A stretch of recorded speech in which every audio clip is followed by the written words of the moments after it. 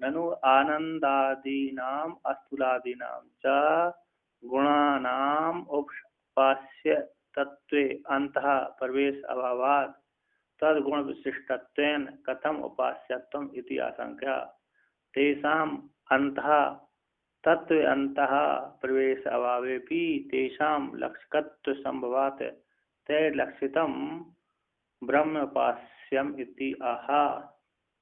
कहते ननु आनंद आदि शब्दों का विधि परक वाक्य वाले शब्दों का और अस्थूल आदि निषेध परक वाक्य वाले शब्दों का, ऐसे स्थूल आदि शब्दों के, आनंद आदि शब्दों के और स्थूल आदि वाक्यों का है, इन शब्द आदियों के गुणों का, इनसे उत्पन्न होने वाले जो गुण है उन गुणों का उपास्य तत्व ब्रह्म रूप तत्व निर्गुण परमात्मा की उपासना है, ऐसे उपास्य तत्व में अंतः प्रवेश अभाव, इन शब्दों का अंतः प्रवेश में संभव नहीं है, उनके भीतर निर्गुण परमात्मा में प्रवेश, तो निर्गुण परमात्मा में शब्द की गति नहीं होती। हाँ, उनके बोध कराने वाले होते हैं, ये आत्मा आनंद स्वरूप है, ये ऐसे ऐसे है ना, किंतु उनके मुख्य स्वरूप का बोध नहीं, अतः उसके भीतर मुख्य जो ज्ञान स्वरूप चित्त स्वरूप है, आनंद स्वरूप है, इस प्रकार से प्रवेश लक्षित, जैसे ज्ञान के द्वारा साक्षात ज्ञान होता है, साक्षात ज्ञान हो जाता है वृत्ति के द्वारा, इस प्रकार से इनका प्रवेश संभव नहीं है। तो कहते अंत गुणों का, अस्थूल आदि गुणों का, आनंद आदि गुणों का और स्थूल आदि अस्थूल आदि गुणों का उपास्य तत्व ब्रह्म में, क्योंकि गुण कुछ गुण स्वीकार कर रही है, उपासना कब होती जब कुछ गुण को स्वीकार करेंगे, उपासना कब बनती है कुछ गुण को, और आत्मा है निर्गुण, तो निर्गुण आत्मा में गुणों का उपसंहार करेंगे तो अंत प्रवेश संभव नहीं है। तो ऐसे अस्थूल आदि गुणों का उपास्य तत्व में निर्गुण परमात्मा में अंत प्रवेश का अभाव होने से, भीतर उसमें प्रवेश न होने से, गुण वाले होने से, तद गुण विशिष्ट, तद गुण से विशिष्ट उस गुणों अस्थूल आदि आनंद आदि गुणों से विशिष्ट होने से कैसे उपास्यत्व, किस प्रकार से निर्गुण परमात्मा की उपासना होगी, इति आशंका, किस प्रकार से निर्गुण परमात्मा का बोध होगा अथवा उपासना होगी, इति आशंका को लेकर कहते हैं तेषाम वाक्यानाम, उन वाक्यों का, आनंद आदि वाक्यों को, विधि परक वाक्यों को और निषेध परक वाक्यों का तत्व के भीतर, तत्व के अंत प्रवेश, तत्व के भीतर प्रवेश न, प्रवेश का अभाव होने पर भी, प्रवेश का अभाव होने पर भी, प्रवेश न होने पर भी, तेषा उन वाक्यों का, तेषा उन वाक्यों का, विधि परक वाक्यों का, निषेध परक वाक्यों का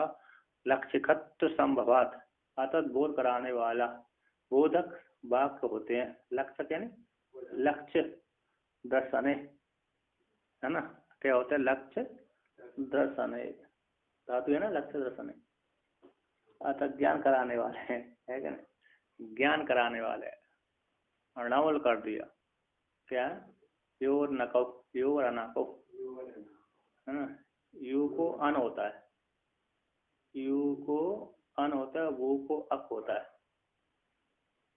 वो को अक होता है, तो वो हो गए, नवल हो गया। तो तेषा उन वाक्यों का लक्ष्यकत्व संभवात, ज्ञान, ज्ञान कराने वाले होने से, ज्ञान कराने वाले होने से, लक्ष्यकत्व संभव हो जाने से, तेन उन शब्दों के द्वारा लक्षित ब्रह्म उपास हो जाएगा, है, उन शब्दों के माध्यम, उन ज्ञान के माध्यम से उन वो लक्षित हो जाएगा ब्रह्म, है ना, शक्ति वृत्ति से काम नहीं चलेगा, लक्षण वृत्ति से, उनके द्वारा उन शब्दों की लक्षण वृत्ति से आत्मा का बोध हो जाएगा, उपासना बन जाएगी। तो कहते हैं उन वाक्यों के द्वारा लक्षित ब्रह्म की उपासना हो जाए, निर्गुण परमात्मा की उपासना हो जाएगी, अतः उनके ज्ञान से, वृत्ति के माध्यम से निर्गुण परमात्मा की, निर्गुण परमात्मा की उपासना बन जाएगी। तो कहते हैं गुणानाम लक्ष्यकत्वेन न तत्वेन्तः प्रवेशनम् इति चेदस्य त्वेवमेव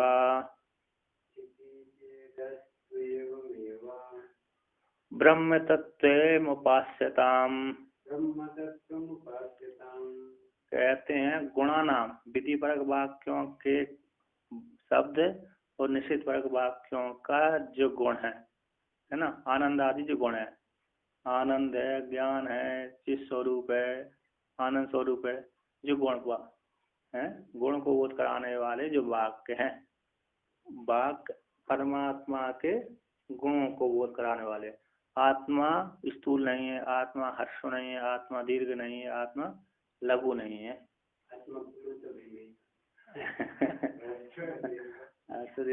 भी नहीं है, और क्या निर्गुण है परमा, है क्या नहीं। गुणों का तो आत्मा में जो गुण आए थे, विधि परक वाक्यों के गुण और निषेध परक वाक्यों के गुणों का, इन उन वाक्यों का लक्ष्यकत्व होने से, लक्षक बोध कराने वाले होने से, दर्शन कराने वाले होने से, तत्वे अंता प्रवेशनम न गुणानाम, उन गुणों का, आनंद आदि गुणों का, आनंद आदि गुण वाले वाक्यों का तत्व की निर्गुण परमात्मा के भीतर प्रवेश संभव नहीं है। इति चेत, यदि आप ऐसा कहते हो तो त्वम एव ही ब्रह्म तत्वोपासताम, है ना।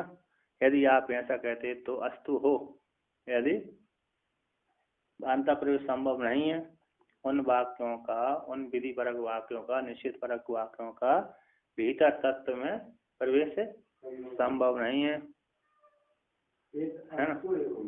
कहते यदि ऐसा कहते तो अस्तु ठीक ही है, उनका हम भी नहीं मानते कि उन विधि परक वाक्यों का, निषेध परक वाक्यों का तत्व के भीतर प्रवेश संभव नहीं है। यदि ऐसा कहते हो अस्तु ठीक है, एवं इस प्रकार से, इसलिए प्रवेश संभव न होने के कारण ब्रह्म तत्व उपासना, इसलिए निर्गुण परमात्मा की उपासना हो जाती है, कर लेना चाहिए, है क्या नहीं। इसलिए तो अंतर प्रवेश होता तो ज्ञान परक हो जाते, अगर ज्ञान सीधा बोध करा देते, निर्गुण परमात्मा का सीधा उन शब्दों के माध्यम से ज्ञान हो जाता, किंतु अंतर प्रवेश संभव नहीं है, उनके भीतर प्रवेश संभव नहीं उन गुण वाले वाक्यों का। इसलिए उन वाक्यों के द्वारा ब्रह्म तत्व की, निर्गुण परमात्मा की उपासना संभव है, अर्थात निर्गुण वाक्यों के द्वारा निर्गुण परमात्मा की उपासना हो जाती है, उपासना कर लेना चाहिए। उपासना इसलिए ब्रह्म तत्व उपासना करने योग्य है, अतः निर्गुण परमात्मा की उपासना हो जाती है कि नहीं।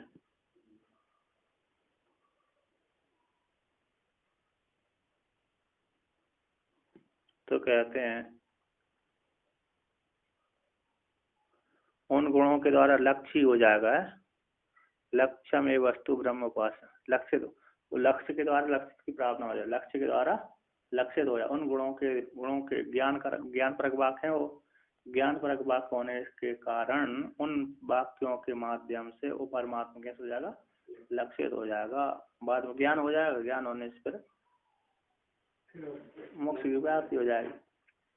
तो कहते हैं यहाँ पर तत् ज्ञान नहीं हुआ है, बिना ज्ञान के भी मोक्ष की प्राप्ति हो जाएगी। रहते ज्ञान न मुक्ति, ज्ञान के बिना किसी मोक्ष की प्राप्ति होती नहीं है।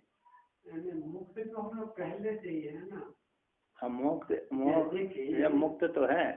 जैसे कि कोई आदमी है, खंबा है और खंबा में बंधा नहीं है, लेकिन समझ देख में बंध गया हूँ ऐसे, तो फिर उसको मैंने कि खोलने की जरूरत नहीं है, क्योंकि वो पहले से ही बना दी है, पहले से ही, लेकिन केवल मान लिया है। जैसे हम लोगों ने मान लिया है बंधन में, नहीं माने तुम ठीक है, और का हम आप मानना बंद कर दीजिए कि मैं पुरुष हूँ, मैं स्त्री हूँ आदि, मैं करता हूँ भोगता, इतना ही छोड़ना, करता और भोगता पर नहीं छोड़ना है, तो बंधन मोक्ष ही नहीं है उसके लिए स्वरूप में अवस्थित ही है, और इसको छोड़ना अकेला है, त्याग करना है। गीता में ये इसीलिए तो कहा है, यस्य न अहंकृत और भावर बुद्धि यस्य न लिप्यते अत्वा लोकान न निबध्यते। अब इसमें कर्तापन का भाव ही नहीं है, ऐसे व्यक्ति कर्मों से लिपायमान और पाप पुण्यों से लिपायमान नहीं होते, इसी इसी को कहे मन एवं शरणाम कारण बंध मोक्षयो बंधाय विषय सक्तम विमुक्ता निर्विषय स्मृतम इति साक्षात्कार का श्रुति है। तो हमने गलत चीज को मान करके परेशान।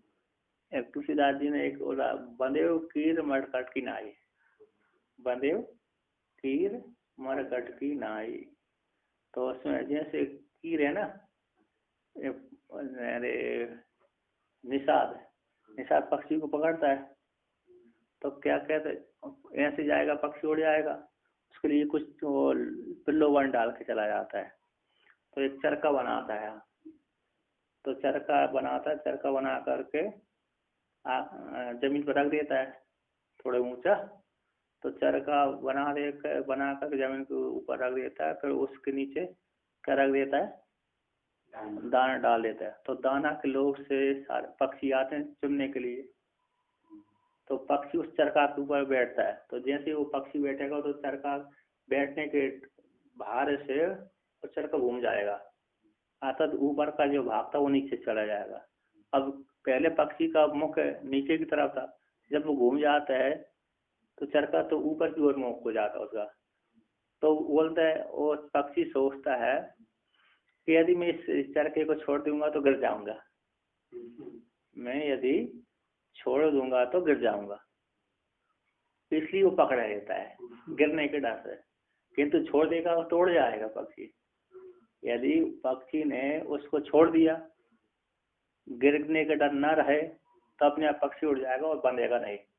किंतु वो छोड़ नहीं पाता, इसलिए वो बन जाता है। बाद में जो फिर पक्षी पहले पकड़ता है कि नहीं पकड़ता वो बात अलग है। किंतु वो जब तक वो नहीं छोड़, वो कहते यदि मैं छोड़ूं इसको, यदि उस चरखा को मैं छोड़ूं तो मैं गिर जाऊंगा, तो वो तेजी पकड़ा ही रहता है, तो बंधा ही रहे। और दूसरी बार बंदर, जैसे पहले सुराईदार की होती है ना,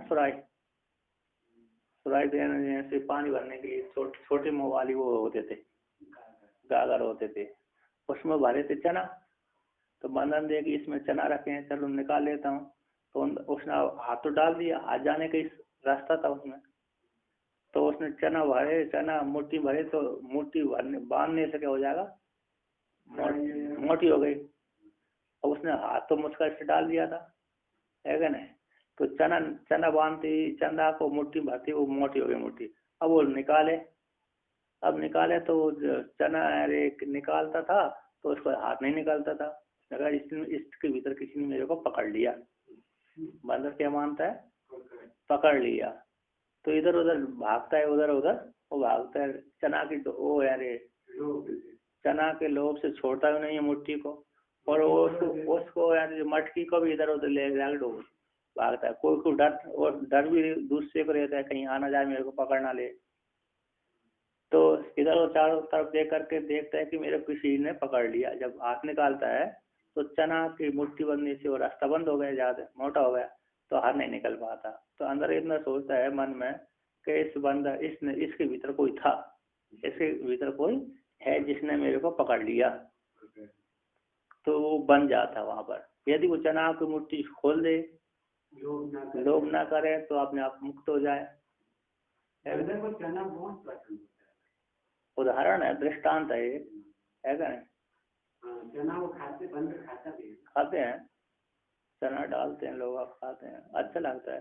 लेकिन दृष्टांत मतलब ये है कि बंदर यदि छोड़ देता मुट्ठी को, चना को छोड़ देता तो मुक्त हो जाता, किंतु छोड़ते नहीं है। एक तो चना को भी नहीं छोड़ रहा है और डर भी रहा है,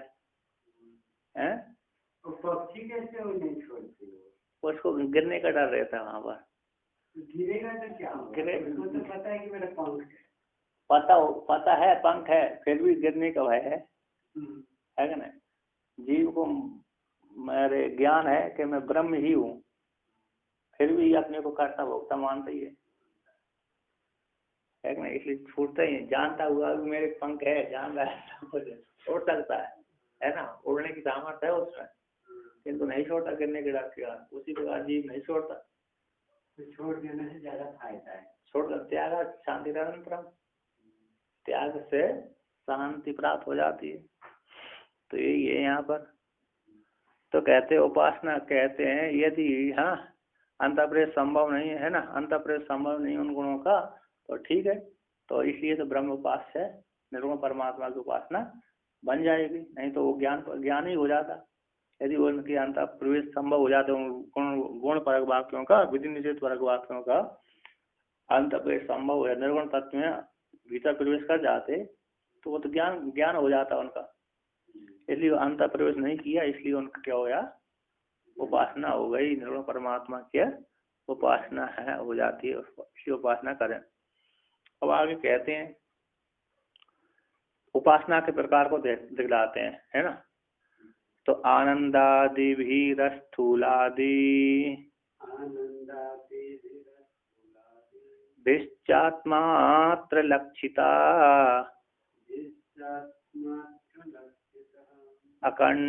अखंडैक रसः सोहम् अस्मित्येवमुपासते।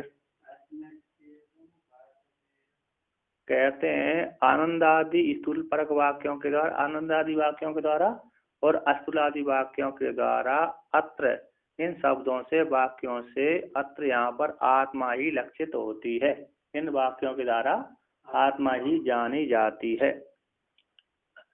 आनंदादि परक विधि परक वाक्यों से और निषेध परक वाक्यों से, है ना, तो इन वाक्यों के द्वारा एक अर्थ संग्रह करके इन वाक्यों से आत्मा ही लक्षित होती है। इनका जो विषय है, इनका जो अर्थ है, इन अर्थों के माध्यम से आत्मा ही जानी जाती है। तो आत्मा कैसी जानी जाती है उस आत्मा में, कहते अखंड एक रस वाली आत्मा है। इन वाक्यों के द्वारा जो जानी जाती हुई आत्मा अखंड एक, अखंड न खंडती थी, अखंड एक रस, एको हम द्वितीय नहीं है, नानास्ति किंचना, रसो वैसे आत्मा वो परमात्मा रस स्वरूप है। इस प्रकार से अखंड एक रस जो परमात्मा है वह कौन है, सो वह परमात्मा हम अस्मि, वो मैं हूँ। इति एवं उपासते, इस प्रकार से अखंड एक रस परमात्मा को सो हम अस्मि, हम ब्रह्मास्मि, सो हम अस्मि, है ना, सो हम अस्मि, इस प्रकार से उपासना करे। सो हम सुना है, तो हम यही है, यहीं से उन्होंने लिया है, मतलब जो सो हम शब्द आया ना, सो हम वह परमात्मा मैं हूँ। वृंदावन में सोहम है, इसी शब्द से उन्होंने उस सोहम परंपरा निर्वाह की है। वृंदावन में चित्रकूट आदि में सोहम, फिर सोहम, सोहम के बाद फिर शिवोहम, सोहम का ही फिर भेद हो गया शिवोहम। शिवोहम उसमें भगवान भास्कर ने लिखा है, शिव, है ना, 10 श्लोकी। तो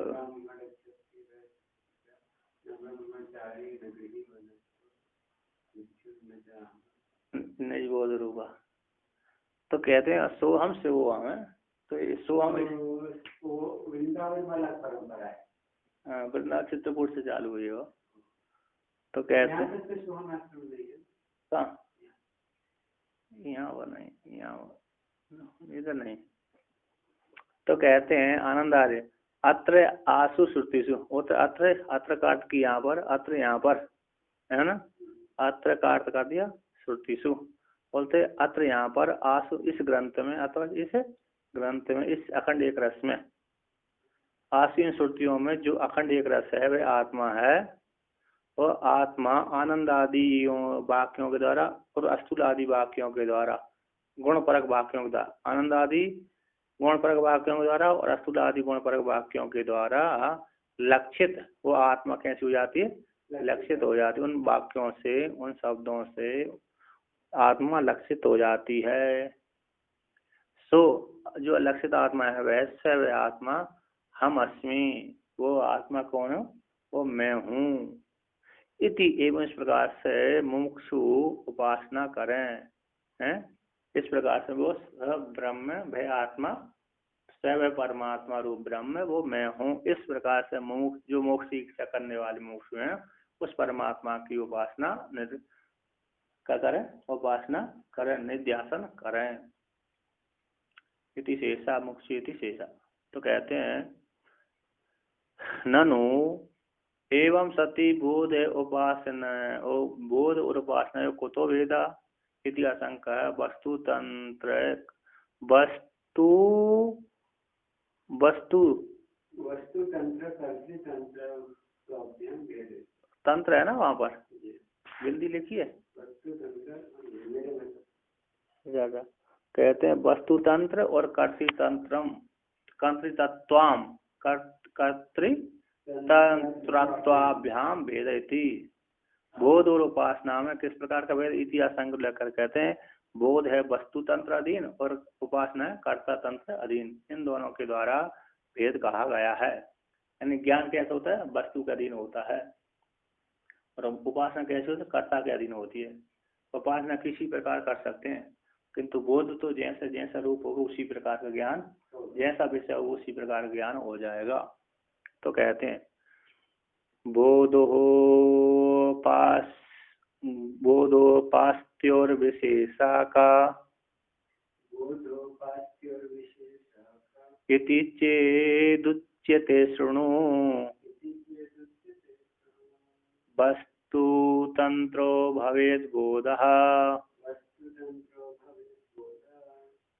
कर्तृतंत्रमुपासनम्।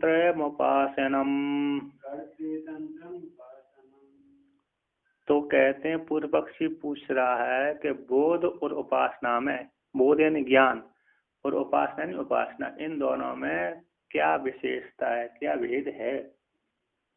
क्योंकि आपने पहले बोल दिया कि आत्मा ब्रह्म ज्ञान से आत्मा के जानने से ज्ञान हो जाता है तत्व पदार्थ के शोधन से आत्मा का ज्ञान हो जाता है। उसी प्रकार ये निषेधपरक वाक्य और विधिपरक वाक्यों से भी आत्मा का ही ज्ञान हो रहा है।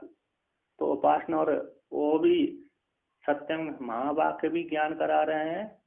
महावाक्य है जो वाक्य है वो भी आत्मा का ही स्वरूप का बोध करा रहे हैं है ना। और निषेधपरक विधिपरक वाक्य भी सोहम अस्मि ये भी वाक्य भी बोध ही करा रहा है। तो बोध और उपासना में क्या भिन्नता है जब दोनों ही आत्मा स्वरूप का बोध करा रहे हैं तो उपासना और बोध में क्या फायदा है क्या विशेष क्या भेद है फायदा में क्या भेद है। तो कहते हैं चित यदि आप ऐसा पूछते तो उचित यदि तो सुनो यदि आप ऐसा कहते हो तो सुनो हमसे। कहते हैं बोध किसको कहते हैं और उपासना किसको कहते हैं। तो कहते हैं वस्तु तंत्रो भवेद बोधा।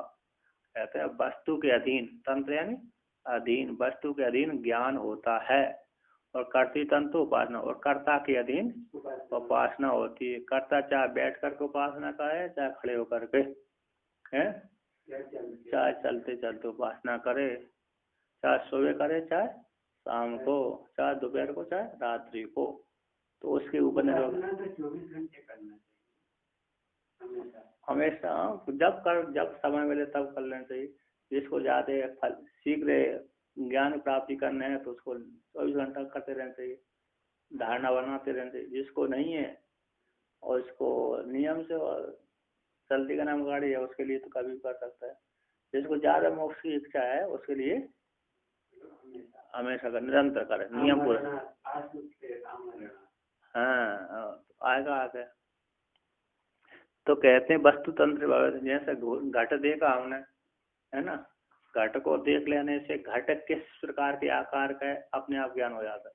जैसे आकार का उसी प्रकार का ज्ञान होगा है का नहीं। घट का जो भी आकार है उसी प्रकार का ज्ञान हो। क्या घट काला है और ज्ञान हो जाए पीला के ऐसा नहीं होता। काला घट है तो काला ही ज्ञान होगा पीला घट है तो पीला ही ज्ञान होगा। एक गांव में एक पहाड़ी क्षेत्र था। पहाड़ी क्षेत्रों में बहुत अभाव रहता है। पहाड़ी क्षेत्रों में बहुत अभाव होता है वस्तु नहीं रहती जानवर आदि भी नहीं रहते। तो भारत देश नहीं था दूसरे देश में एक व्यक्ति गया। वहाँ के लोगों ने सुना कि भारत देश में गाय होती है ना और गाय का दूध सफेद होता है। तो ऐसा सुना लोगों से कि गाय का दूध कैसे होता है सफेद होता है। और भारत देश में बहुत गाय होती थी पहले अभी भी होती पहले भी होती थी। तो उसने सुना कि भारत देश में गाय बहुत होती हैं। उन उस गाँव जहाँ पर जो आदिवासी लोग रह रहे थे वहाँ पर गाय नहीं होती थी है ना और दूध भी नहीं देखा था। गाय भी नहीं होती थी और दूध भी नहीं देखा। तो उन लोगों ने सुना कि भारत देश में गाय होती है और गाय दूध सफेद, उन गाय का दूध कैसा होता है? सफेद होता है। तो एक तांत्रिक उनके बीच में पहुंच गए, एक तार्किक व्यक्ति उनके बीच में पहुंच गया, भारत का ही तार्किक था। उसने कहा आप लोग कहाँ से? कि भारत से आया। अच्छा, हमने सुना है कि आप वहाँ की गाय का दूध, जो गाय होती है उसका दूध सफेद होता है। हाँ, आप बात तो ठीक कर रहे हो, आप बात तो ठीक कर रहे हो, गाय का दूध सफेद तो होता है, किंतु उसमें एक विशेष भेद है कि सफेद गाय का दूध सफेद होता है, काली गाय का दूध काला होता है क्या नहीं? सफेद गाय का दूध सफेद होता है और काली गाय का दूध काला होता है क्या नहीं? और पीली गाय, किंतु आपका किसी ने कहा, आपने जो बात कह रहे ठीक है, कैसा है? ठीक है कि गाय का दूध सफेद होता है। कौन सी गाय का दूध सफेद होता है? वो सफेद गाय का दूध सफेद होता है, किंतु काली गाय का दूध काला होता है, लाल होता है। इस प्रकार से तार्किक व्यक्ति ने उनको बतला दिया, किंतु उनको ज्ञान नहीं था, मान गए। तो इसी प्रकार से कैसा होता है ज्ञान? वस्तु के अधीन होता है। यदि जिसने जान लिया कि सफेद गाय का, देख लिया जिसने कि सफेद गाय का दूध भी सफेद होता है, काली गाय का दूध भी सफेद होता है और पीली गाय का दूध सफेद ही होता है। अब उसको कह देगा नहीं, पीली गाय का दूध पीला होता है, काली गाय का दूध काला होता है, सफेद गाय का दूध सफेद होता है, तो वो आप जबरदस्ती उसको बुला भी ले, किंतु उसके मन में ज्ञान कैसा रहेगा? अनुभव सफेद ही रहेगा। तो सब गाय का दूध कैसा होता है? सफेद ही होता है। इस प्रकार से तो वस्तु के अधीन होता है ज्ञान और कर्ता के अधीन होती है उपासना। अब यहाँ पर कहते हैं विलक्षणांतर सिद्ध है बोधस्य हेत्वादिकम दर्शयति। विलक्षणांतर है, विलक्षणांतर की सिद्धि के लिए बोध का हेतु आदि को भी दिखलाते हैं। तो कहते हैं बोध के विषय में कहते हैं विचारा जायते बोधो निश्चयं न निवर्तेत सोत्पत्ति मात्रात् संसारे दहत्याखिल सत्यताम। कहते हैं विचार से बोध यानी ब्रह्म ज्ञान की उत्पत्ति होती है। बोध यानी ज्ञान, विचार आत्मा के विचार से, आत्म तत्व के विचार से आत्मज्ञान की उत्पत्ति हो जाती है, ब्रह्म ज्ञान की उत्पत्ति हो जाती है क्या नहीं? विचार से बोध होता है ना? पाठ आरंभ करने से पहले क्या बोलते हैं? विचार, यही विचार है। कहते हैं विचारात जायते बोधो, विचार से आत्म तत्व के विचार से, उपनिषद के विचार से, गीता ब्रह्म सूत्र आदि के विचार, वेदांत संबंधी जो भी विचार है उससे बोध ही होता है। हम हमारा जैसे ज्यादा पढ़ते हैं ना, तो बहुत से व्यक्तियों को कर्तापन का भाव छूट जाता है इसमें। जिसने अच्छी प्रकार से उपनिषद पढ़ा है उस व्यक्ति को कर्तापन का भाव नहीं होता, बहुत छूट जाता, बहुत अंतर पड़ जाता है, क्योंकि उसने पढ़ाई 4-5 साल लगातार पढ़ाई करिए, तो पढ़ता भी रहता है बीच बीच में, है ना? तो दृढ़ वासना अभ्यास हो जाता उसका दृढ़ अभ्यास वासना बैठ जाती है, वेदांत की वासना दृढ़ हो जाती है। अर्थात वेदांत जब निश्चित करते हैं कि तुम आत्मा हो, कर्ता भोक्ता तुम नहीं हो। तो इस प्रकार के विचार करते करते, सुनते सुनाते समझते तो विचार दृढ़ हो जाता है, आता जीव ज्ञान दृढ़ हो जाता है। मैं कर्ता भोक्ता नहीं हूँ, शरीर नहीं हूँ, इंद्रिय नहीं। इसलिए तो बहुत से वेदांतियों के विषय में देखा है कि वो अपने कर्ता भोक्ता और शरीर आदि नहीं मानते। बड़े बड़े ज्ञान इसीलिए तो कहते हैं उनके शरीर में दुख हो रहा है, कष्ट हो रहा है, किंतु अपने शरीर में वो मानते नहीं कि शरीर मेरा है, ये दुख मेरे को हो रहा, और जो भी दुख हो रहा है शरीर में घट रहा है, अंतःकरण के दुख है। अंतःकरण के सुख दुख कहाँ हो रहे हैं? अंतःकरण के धर्म है, मेरे नहीं है। कैसे? वो जब पढ़ते थे ना, तो एक दिन उनको लगा कि मुझे ज्ञान हो गया है, अब तो केवल समय कटाने के लिए पढ़ना है। अच्छा, अब ज्ञान हो गया, हाँ, काम हो गया, अब तो समय तो क्या करेंगे, पास बासी प्रारब्ध को क्षय तो करनी पड़ेगी, है ना। जिसको ज्ञान हो गया जिसको, उसको ही प्रारब्ध का क्षय करना है, और जिसको नहीं होगा वो भी जीवन तो भोगेगा ही, है कि नहीं। जीवन तो दोनों भोगेंगे, लेकिन एक कैसे हो गए, एक आनंद से भोगेगा, एक दुखी होकर के भोगेगा। तो क्या है, विचारात बोध कैसा होता है, विचार से जाए थे बोधो, यानी आत्मा के विचार से ब्रह्म ज्ञान की उत्पत्ति हो जाती है। अब विचार हो गया, बोध हो गया। अब यहाँ पर कहते हैं अनिच्छा अयम न निवर्तते, हैं कहती मेरा ये बोध इच्छा नहीं है, मैं बोध न करूं, बोध न करूं, इच्छा न होते भी वह बोध की निवृत्ति नहीं होती। वस्तु को देखकर ज्ञान हो ही गया। जैसे घट सामने रखा है, घट सामने रखा है, इस एक बार देख लिया घट को। अब कहते हैं कि मैं इस घट को ना देखूं, इसका घट का ज्ञान मेरे को ना हो। इस घट का देख लिया तो घट का ज्ञान तो हो ही गया, रूप हो ही गया। अब कोई कहे कि मैं इस घट के रूप की स्मृति मेरे को ना बने, ये घट का ज्ञान मेरे को ना हो, तो ऐसी इच्छा करता हुआ भी उस ज्ञान की निवृत्ति उसको नहीं हो सकती।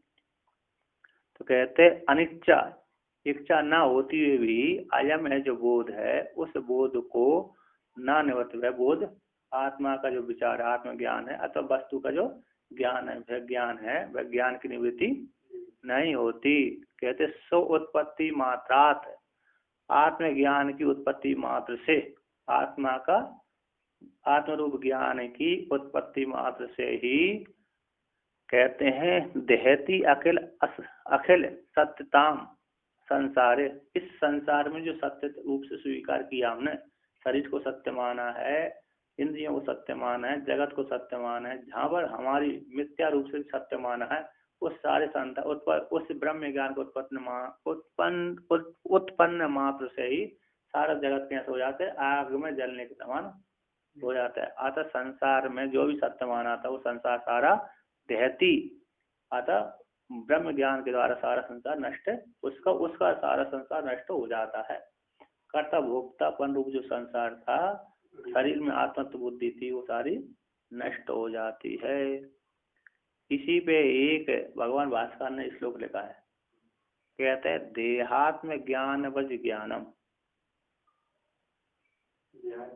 देहात्म ज्ञान वज ज्ञानम देहात्म ज्ञान बाधिकम आत्मन्ने आत्मन्ने आत्मन्नेव भवेदियस्य स नेच्छन्नपि मुच्यते। उपदेश शास्त्री का श्लोक है क्या ना।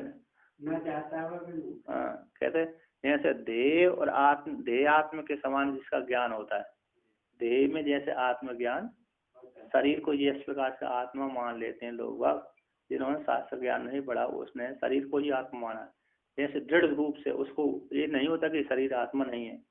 तो जैसे देह में तारा संलग्न हो जाने से दृढ़ वासना के कारण उसने देह को ही आत्मा मान लिया, जैसे सामान्य व्यक्ति मूल व्यक्ति देह को ही आत्मा मानता, जिस प्रकार से उसी प्रकार देह आत्म ज्ञान बात का, जैसे देह जो शरीर है वे आत्मा नहीं है, ब्रह्म ही आत्मा है। देह के आत्मज्ञान, देह में जो आत्मज्ञान है उस ज्ञान का जो बाधक जो आत्मज्ञान उत्पन्न हो गया, जिसको उत्पन्न हो गया, ऐसे पुरुष को कहते हैं आत्मनि भवेद यस्या, जिस प्रकार से देह को आत्मज्ञान, देहात्म ज्ञान का जो बाधक है, शरीर को ही आत्मा माने, ऐसे ज्ञान को बाधक करने वाला जो ज्ञान है आत्मा में, जिसको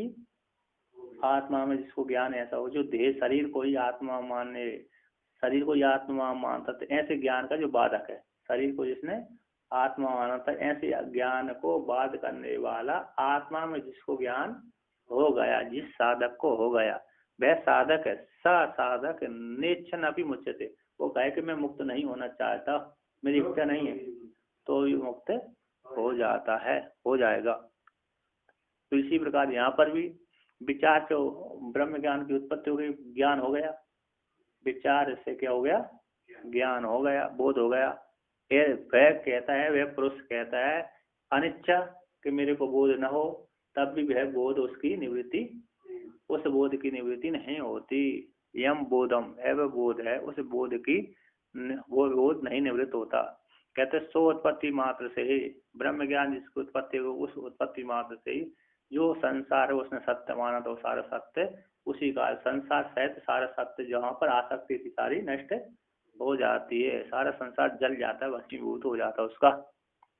अगर संसार है, अगर संसार जो सत्य माना था वो सारा संसार कैसे हो जाता है, नष्ट हो जाता है। तो टीकाकार कहते हैं यहाँ पर विचाराद, विचार से हो जाता है 30 श्लोक देखो तो विचार कहते हैं विचाराद, विचाराद वस्तु तत्व विचाराद बोधो जायते किम च विचारा जायमानम यम बोधम अनिच्छा बोधो माभूत इति एवं रूपा न निवर्तेत न निवार्यत उत्पद्यमानस्य बोध स्वजन्म मात्रा संसार प्रपंच सत्ताम दहति नासति।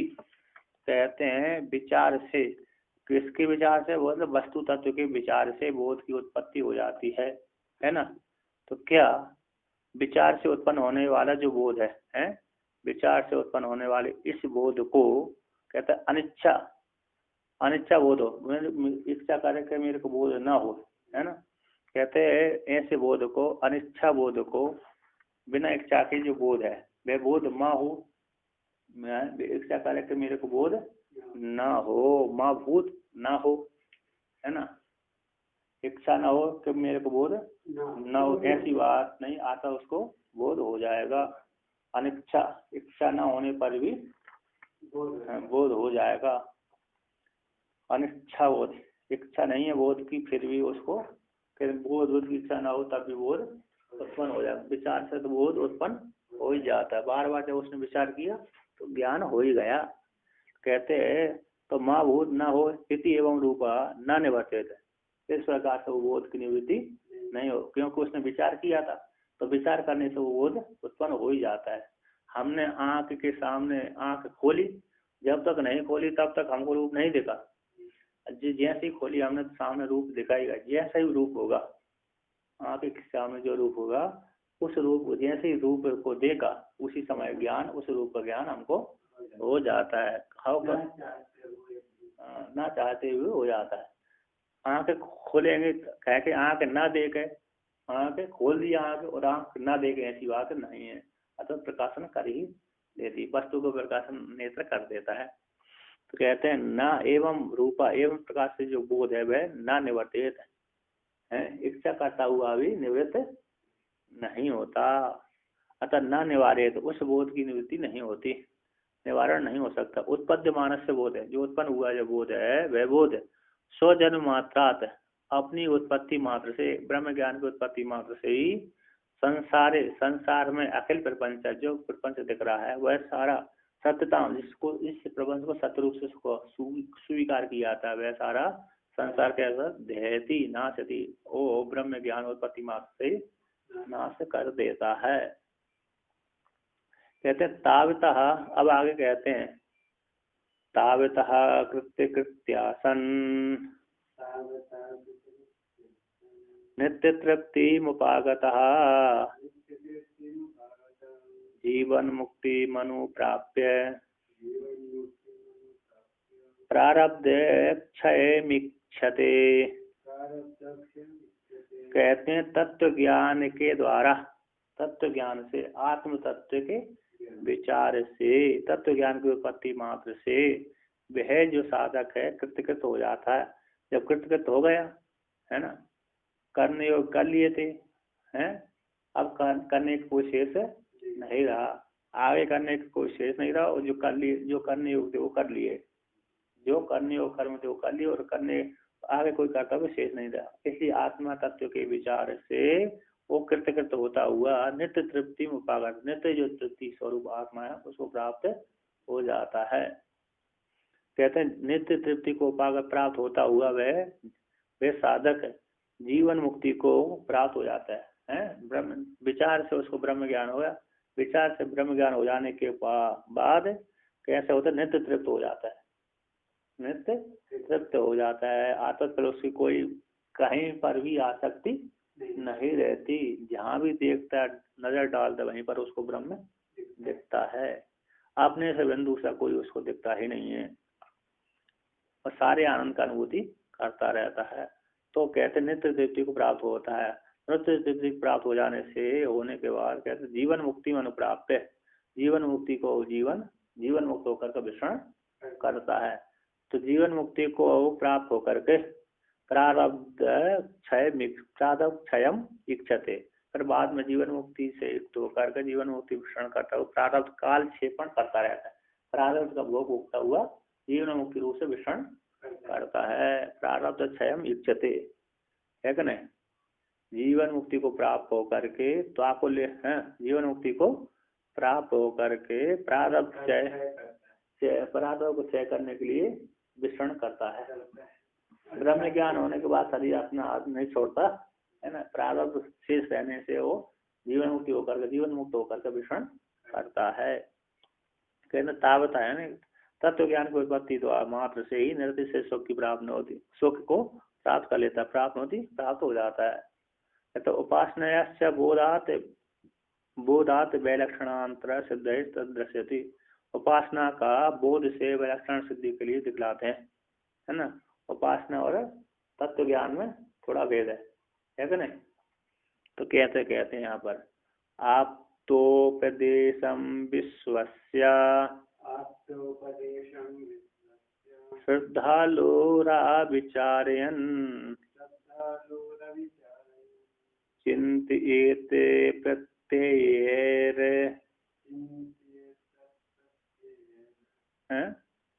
तत्व है अन्येरे नंतरीते वृत्तिभिः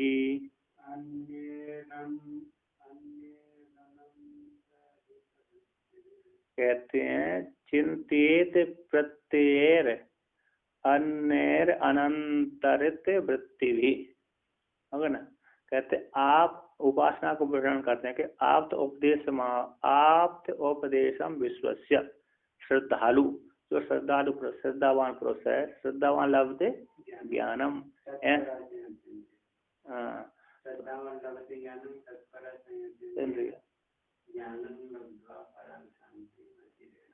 अच्छा।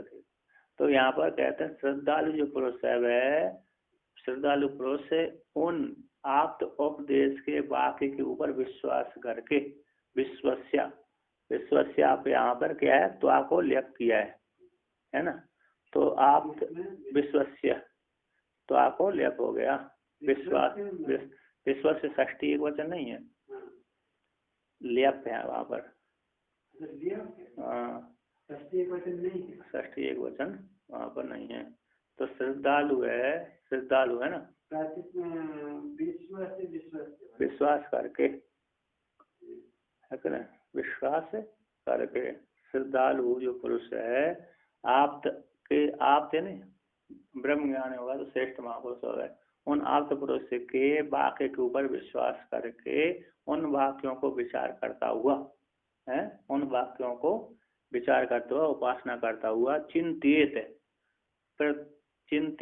प्रत्यय अनंतरेर अन्यर अनंतरित व्यक्ति, जिस जो आपसे उपदेश आप्त पुरुष ने जिस वाक्य को बोला आप इस प्रकार से चिंतन करो, ऐसे मंत्र का जाप करो, इस प्रकार की उपासना करो, इस प्रकार से उसने उनके वाक्य के ऊपर विश्वास करके उस प्रत्यय के द्वारा उस वाक्य को प्रत्यय के द्वारा आवरण कर लिया, अर्थात ज्ञान के माध्यम से प्रत्यय की आवृत्ति मात्र, प्रत्यय आवृत्ति है उपासना है, प्रत्यय की आवृत्ति को क्या वर्णन किया तो उपासना, प्रत्यय आवृत्ति उपासना है।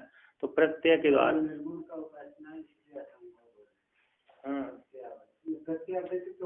प्रत्यय मैं ब्रह्म हूँ इस प्रकार की आवृत्ति करना है, प्रत्यय बनाना। तो प्रत्यय के द्वारा जिसका प्रत्यय बनाया हमने उस प्रत्यय के भीतर अन्य अनंतरित वृत्तियों को नहीं लाना चाहिए। कहते अंतरित नहीं हो, अन्य प्रत्ययों के साथ इससे जो प्रत्यय बना उस प्रत्यय को छोड़ करके दूसरे प्रत्यय उसमें न आए। जिस प्रकार की हम धारणा बना रहे उस धारणा में कोई दूसरी धारणा न आए। कहते अंतरित वृत्ति से रहित होकर के, अन्यों से और अंतरित वृत्ति से रहित होकर के उस प्रत्यय के द्वारा आत्मा का चिंतन करे, है ना। चिंतित विजाति अन्य विजाति अन्य का दिया विजातीय वृत्तियों से रहित होकर के अनंत है ना, विजातीय अनंत अंतरित भिन्न भेद, विजातीय भिन्न भिन्न भिन्न विजातीय वृत्तियों से रहित होकर के एक वृत्ति के प्रवाह से ही उस उपासना का चिंतन करे, उस तत्व का चिंतन करे। तो टीकाकार यहाँ पर कहते हैं आप तस्य गुरोर उपदेशम उपास्य स्वरूप प्रतिपादक वाक्य जातम विश्वस्य विश्वासम कृत्वा विचार्यन उपास्य तत्व प्रत्यय अन्यर विजातीय घटादि विषयेर अनंतरित वृत्तिभिर अव्यवहित वृत्तिभिः चिंतित इति। कहते आप तस्य यानी आप तस्य गुरु उपदेश का, गुरु के उपदेश के वाक्यों को उपास्य, उन वाक्यों को सुन करके उपासना करे। उपास्य जो ब्रह्म के विषय में, उपास्य जो ब्रह्म है उसके विषय में स्वरूप को प्रतिपादन वाक समुदाय को, गुरु के आत्म पुरुष के रूप जो गुरु है, गुरु के उपदेश से वाक्य को उपास्य जो ब्रह्म है उस उपास्य ब्रह्म के स्वरूप को प्रतिपादन करने वाले जो वाक्य जाते हैं समुदाय, स्वरूप के प्रतिपादन करने वाले वाक समुदाय के ऊपर विश्वसेन विश्वासम करते हैं। गुरु इस वाक्य के द्वारा आत्म तत्व की प्राप्ति होगी। इस जो हमारे आचार्य ने कहा, गुरु ने कहा, इस वाक्य के माध्यम, ये वाक्य ब्रह्म तत्व परक है कि नहीं? ब्रह्म तत्व परक है, ब्रह्म तत्व परक होना चाहिए, स्वरूप प्रतिपादक परक होना चाहिए। यदि गुरु ने कह दिया ऐसा करो ऐसा करो, वो खेत परक वाला नहीं होना चाहिए, है क्या नहीं? खेती आदि वाला नहीं होना चाहिए। तो इसमें ज्ञान जल्दी नहीं होगा, आश्रम संभालने से ज्ञान नहीं होता, उसमें तो विघ्न आती है। उसमें तो बोले ना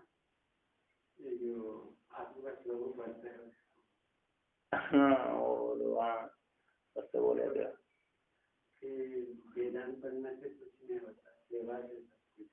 हाँ, और क्या श्रद्धा नहीं, उनको पढ़ना, उनको जरूरत थी उसकी, खाली हो गया वो आश्रम तो बिठाने की जरूरत थी। तो कहते हैं उन गुरु वाक्य के ऊपर वो जो कैसे स्वरूप प्रतिपादक वाक्य होना चाहिए, स्वरूप के प्रतिपादक परक वाक्यों के ऊपर ही विश्वास करके विचार करता हुआ उस ब्रह्म तत्व की उपासना करे, प्रत्यय है उपास्य करे, उपास्य ब्रह्म की उपासना करे। कहते तत्व प्रत्यय के द्वारा उस उपास्य ब्रह्म की विचार करता हुआ, कहते जब प्रत्यय करेगा तत्व प्रत्ययों के द्वारा अन्य यानी विजातीय, अन्य कर विजातीय घटादि विषय, उन विषयों से अनंतरित होते हुए, अंतरित न होते हुए, बीच बीच में, जैसे हम राम की उपासना कर रहे हैं, राम की उपासना कर रहे हैं, राम बहुत अच्छे हैं, हमने राम को मान रही, राम की उपासना कर रहे हैं, उसी के बीच में कृष्ण भगवान का स्वरूप चिंतन कर रहे हैं। कृष्ण भी बहुत अच्छा रूप है ना, तो भगवान तो एक ही है? फिर गणेश का, शिव जी का जा, बीच में राम की उपासना तो राम कर रहे हैं, बीच में शिव जी को करने लगे, बीच में विष्णु करने लगे, तो ऐसा नहीं करना चाहिए। राम का तो राम ही होना चाहिए, कृष्ण होता कृष्ण ही होगा, एक ही। विष्णु राम आ रहे हैं, राम की उपासना का तो राम, तो या विष्णु आ गए तो वहाँ पर विष्णु को काट देना चाहिए, शिव आ रहा तो सबको काट देना चाहिए, राम कृष्ण आ रहा है तो कृष्ण को भी काट देना चाहिए। राम है तो राम ही, कृष्ण है तो कृष्ण ही, दूसरे नहीं। राम के बीच में कृष्ण नहीं आते, कृष्ण के बीच राम नहीं आते। इस प्रकार से अन्य दो जिस प्रत्यय के द्वारा आवृत्ति कर रहे हैं, उस प्रत्यय से भिन्न विजातीय घटपटादि विषयों से अंतरित न होते हुए, अंतरित वृत्तियों के द्वारा, अनंतरित वृत्तियों के द्वारा, अंतरित वृत्तियों न होती हुई अविहित वृत्तियों के द्वारा चिंतन करे, व्यवधान से रहित वृत्तियों के द्वारा उसी आत्म तत्व का चिंतन करें, वृत्तियों से चिंतित कर, विचार करें, चिंतन करें। तो यहाँ पर पूछते हैं कितने काल तक करना चाहिए? कियंतम कालम चिंतित आत्म तत्व, कितने काल तक उपासना करना चाहिए? उपास्य ब्रह्म का चिंतन करे, विचार करे और उपासना करे, है ना। विचार से तो आत्मज्ञान हो जाता है, तो उपासना का प्रकार है यहाँ पर वस्तु ज्ञान। तो कितने काल तक उपासना करते रहना चाहिए? उपास्य ब्रह्म की उपासना कितने काल तक करे? तो कहते हैं यहाँ पर यावत् चिन्त्यः स्वरूपत्व भीमानः स्वस्य जायते तावत् विचिन्त्य पश्चाच्च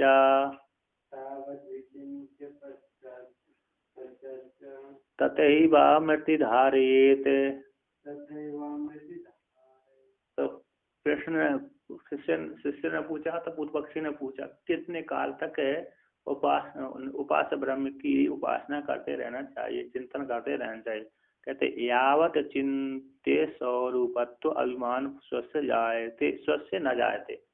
कब तक करना चाहिए? जब तक चिंतन करे। कब तक? जब तक स्वरूप का अभिमान, स्वयं के स्वरूप का अभिमान की उत्पत्ति नहीं होती। स्वयं के स्वरूप की स्वयं का जो स्वरूप है उस स्वरूप का अभिमान जब तक नहीं जागृत होता, उत्पन्न नहीं होता कि मैं ब्रह्म हूँ। स्वयं का जो स्वरूप है, स्वयं का जो स्वरूप है वो स्वरूप कौन है? ब्रह्म। मैं ब्रह्म, इस प्रकार का अभिमान जब तक उत्पन्न नहीं होता तब तक चिंतन करते रहना चाहिए। तावत विचिंत्या, तावत उतने काल तक चिंतन करते रहना चाहिए। अब जब हमारे स्वयं के स्वरूप का अभिमान हो गया, जागृत हो गया, मैं ब्रह्म हूँ, इस प्रकार से ज्ञान हो गया है ना, वृत्ति बन गई है कि नहीं, तो फिर क्या करे कि छोड़ दे उपासना है। हमको अभिमान हो गया मैं ब्रह्म हूँ, इसके पश्चात क्या छोड़ देना चाहिए? कहते नहीं, पश्चात है, कहते पश्चात तथे आमृति धारे थे। कहते इसके पश्चात अभिमान हो जाने के पश्चात उसी प्रकार से जब तक मरण नहीं होता तब तक उसको धारणा बनाता रहना चाहिए, अतः धारण करते रहना चाहिए। यदि छोड़ दिया तो बीच बीच में जगत का वासना जागृत हो जाएगी।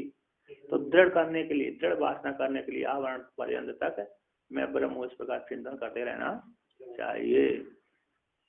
तो कहते हैं उपास्य है ना। हाँ, अब कहते हैं यहाँ पर छांदोग्य उपनिषद के विषय में लेकर कहते हैं। तो कहते हैं उपास्य कस्य तद्रूपत्व अभिमानम उदाहरण प्रदर्शनेन स्पष्टीकरोति। कहते उपास्य ब्रह्म का है, उपासक का उपास्य ब्रह्म में अभिमान हो जाने से, उपासक पुरुष का उपास्य ब्रह्म में अभिमान हो जाने से उदाहरण के द्वारा तद्रूपत्व में अभिमान हो, तद्रूपत उपासक पुरुष का, साधक का उपास्य जो ब्रह्म है उस उपास्य ब्रह्म के रूप में अभिमान हो जाने को तद्रूपत्व का अभिमान, उपास्य ब्रह्म के रूप का अभिमानत्व जो अभिमान है उस अभिमान को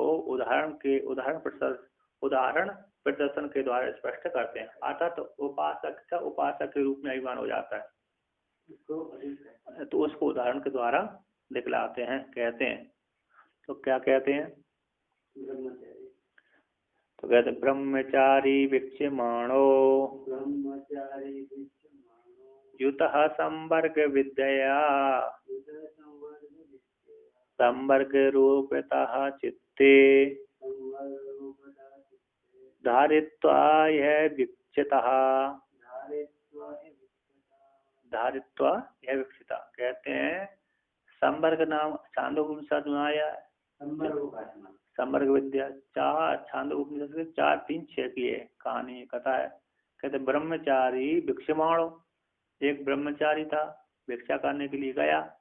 वो कैसी संवर्ग विद्या की उपासना करता था। उसने संवर्ग विद्या की उपासना करते करते उसने अभिमान कर लिया, अतः मैं ही प्राण हूँ, मैं ही हिरण्यगर्भ हूँ। अध्यात्म प्राण है और अध्यात्म हिरण्यगर्भ महावायु हूँ, मैं ही वायु हूँ। संवर्ग मतलब संवर्ग का अर्थ होता संवर्धनात् संग्रहणात् संघर्षणात् इति संवर्ग। सभी को क्या कर लेता है? हटा देता है। संवर्धनात् हटा देता है, संघर्षणात् कृष्ण कर लेता है ना, संग्रहणात् सभी को अपने में लीन कर लेता है और घिस लेता है, इसलिए संवर्ग है। वर्जन यानी हटाना, वर्जन का अर्थ क्या होता है? और सबको त्याग कर देता है, सबको निषेध कर देता है, तो सबको लीन कर लेता है, संवर्ग कहलाता है। तो कहते हैं संवर्ग विद्या के प्रभाव से युक्त होकर के, संवर्ग विद्या से युक्त होकर के ब्रह्मचारी भिक्षा करने के लिए गया। तो कहते हैं संवर्ग रूपताम चित्ते धारित्वा, संवर्ग रूपता को चित्त में धारण करके ही स्मरण इस हेतु से समर विद्या को संवर्ग रूपता, संवर्ग विद्या के द्वारा संवर्ग रूपता को चित्त में धारण करके वह भिक्षा मांगने के लिए दूसरे के पास गया। अतः तो विद्या उपासना करता तो धन इकट्ठा नहीं किया उसने, सब कुटी बना करके रहता था और उपासना करता था। तो किसके पास गया? तो कहते हैं एक राजा के पास में गया। तो टीकाकार उसको उठाते हैं, तो कहते हैं कश्चित संवर्गत्व गुण आविष्ट प्राण उपासक ब्रह्मचारी भिक्षाहरणार्थम आगत्य अभिप्रतारी नामनो राज्ञा पुरुता। तो कहते हैं कश्चित कोई, कश्चित यानी कोई एक, संवर्गत्व विशिष्ट, संवर्गत्व गुण से आविष्ट प्राण उपासक एक ब्रह्मचारी था, है ना। संवर्ग गुण से आविष्ट है ना, संवर्ग गुण को उसने धारण कर लिया था। संवर्गत्व गुणों को उसने धारण कर लिया था, आविष्ट हो गया था। ऐसा प्राण उपासक ब्रह्मचारी था वह ब्रह्मचारी भिक्षा के लिए, भिक्षारणार्थम भिक्षा के लिए आगत्या गया, भिक्षा मांगने के लिए गया। किसके पास आया? गया अथवा आया किस? अभिप्रतारी नामनो राजा के सामने, उसके महल, उसकी कुटिया में गया। वो भी राजा भी उस काल में उपासना कर रहा था, वो भी उपासना कर रहा था, उपासक था। वो भी जानता था इस जिस संवर्ग विद्या को ब्रह्मचारी ने जाना, उसी संवर्ग विद्या को वो अभिप्रतारी नाम के राजा भी जानता था। तो उसके पास वो राजा था, तो राजा के पास ऐश्वर्य तो पहले से ही रहता है। तो उसके पास में भिक्षा मांगने के लिए ब्रह्मचारी गया। तो ब्रह्मचारी जब गया तो उसने कहा कि मेरे को भोजन दे दीजिए। मैं नहीं दूंगा। अपने नौकर से बोलिए इसको भोजन मत देना। ब्रह्मचारी को जब ब्रह्मचारी ने भाषा लगाया, वो भोजन कर रहा था, राजा उस काल में भोजन कर रहा था, कोई एक संगाती बैठा था। इसके पश्चात जब ब्रह्मचारी ने कहा मेरे को भोजन दीजिए, है ना, तो उस अपने नौकर से बोल दिया कि इसको भिक्षा मत देना, इसको, इस ब्रह्मचारी को मत देना। उसने देखा इसको जानता है कि नहीं जानता, कुछ जवाब देता है कि नहीं देता। तो ऐसी परीक्षा लेने के लिए उसने अपने नौकर से, भ्रष्ट से कह दिया इसको भिक्षा मत दो। तब भिक्षा का निषेध कर दिया। तो उसमें कहते हैं महात्मनश्चतुरो देवा एक सह कः सह जगारा भुवनस्य गोपस्तम कापेय न अभिपश्यन्ति मर्त्या अभिप्रतारिन् बहुधा वसन्ता इति मंत्रेण स्वात्मना संवर्ग रूपत्वं चित्ते धृतं प्रकटीकृतवान् इति छांदोग्ये श्रूयते इत्यर्था। तो कहते हैं हे प्रतारिन्, वो यहाँ पर कहता है राजा ने जब मना कर दिया, निषेध कर दिया नौकर से, भृत्य से, इसको भिक्षा मत देना। जब भिक्षा नहीं दी तो कहता है जो ब्रह्मचारी है कि हे प्रतारिन, है हे अभी प्रतारिन, हे कापे, कापे नाम का गोत्र है, कपि गोत्र उत्पन्न थी कापे। तो कापे गोत्र, कपि गोत्र उत्पन्न हुआ था इसलिए कापे है। अभी प्रतारिन उसका नाम था। उस राजा का नाम क्या था? अभिप्रतारिन नाम का राजा था और कपि गोत्र में उत्पन्न हुआ था इसलिए कापे कहलाया।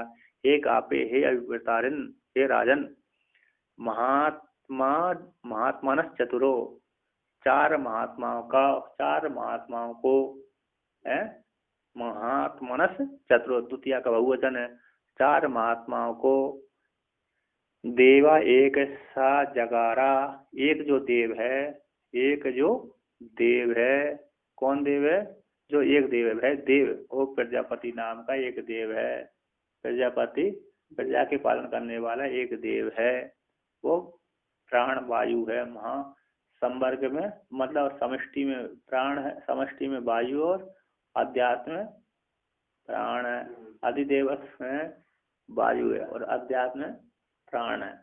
ऐसे जो चार देवताओं को, चार मनुष्यों को, चार महात्मा को एक देव, वह कौन देव है? सब देव जो एक देव प्रजापति है वह जगारा अर्थात ग्रसितवान, अर्थात इन चार देवताओं को क्या कर लेता है?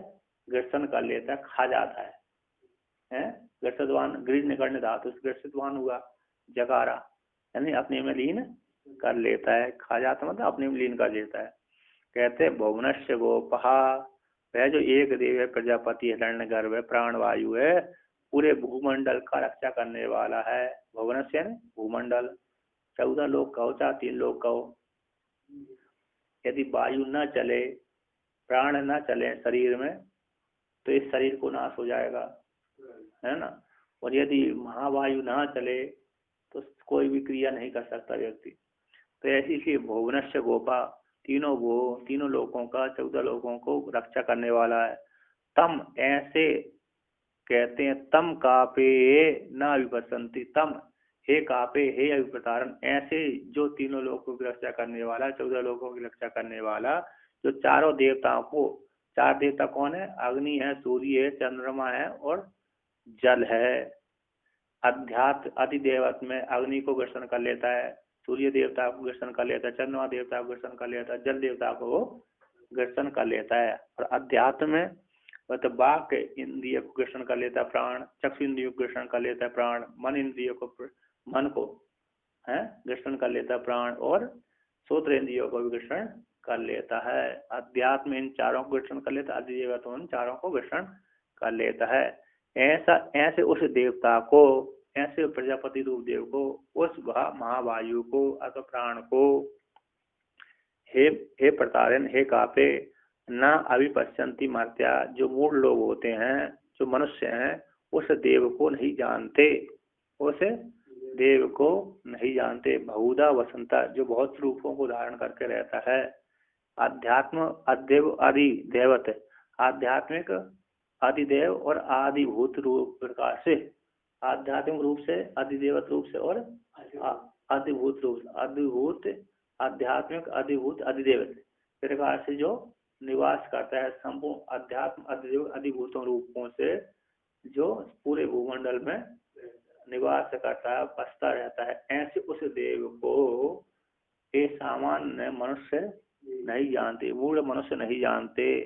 हे प्रतारण, हे काफे, जिसके लिए ये तुमने अन्न बनाया है, जिसके लिए सारा अन्न बनाते हैं, जिसके लिए सारे पब्लिक, सारे मनुष्य अन्न बनाते हैं, भोजन पकाते हैं, जिसके लिए भोजन बनाया है, जिसके लिए तुम लोगों ने, सारे लोगों ने भोजन बनाया, ऐसे उसी के लिए तुम भोजन हमको नहीं दे रहे, उसी के लिए तुम भोजन नहीं दे रहे।